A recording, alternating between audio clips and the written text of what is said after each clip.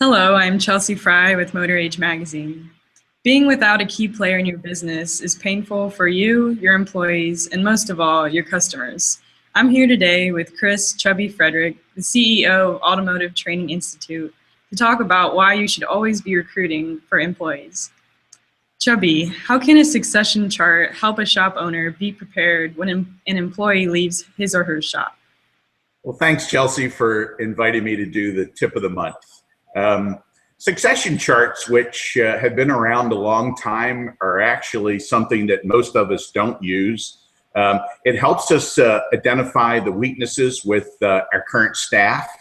And I guess the best analogy of filling out a succession chart, which is the toughest part because you have to come up with names of who would succeed the person if they left. And many times we don't put ourselves under pressure to try to come up with a name while they're still there and everything's going just great at the shop. But it's kind of like the difference between checkers and chess.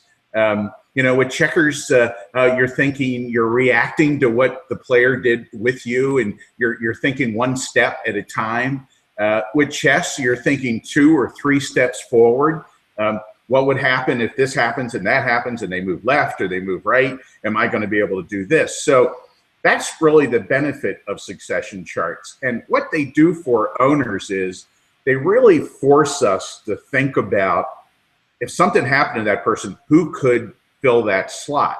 And for instance, on our succession chart, which you could download at the September issue of the Motor Age issue, it forces you, like if you have an A tech and a B tech and a C tech, if something happened to the C tech, what's the succession for him or the B or the A?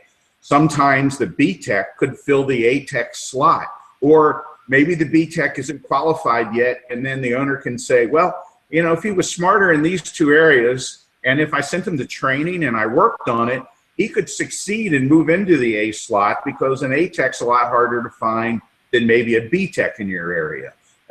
So it really kind of forces us to do something that most owners don't really like to do, which is plan way out and then plan for 1 or 2 possible negative moves. So it's a really great thing. And if you can't think of a name, it's even better, because then what it forces you to do is think, well, I met this technician over at yada yada yada shop, or I met this guy at this class, and boy, I really liked it. I've always wanted to have this person work for me. And so you write their name down, even though you don't even know that they come to work for you.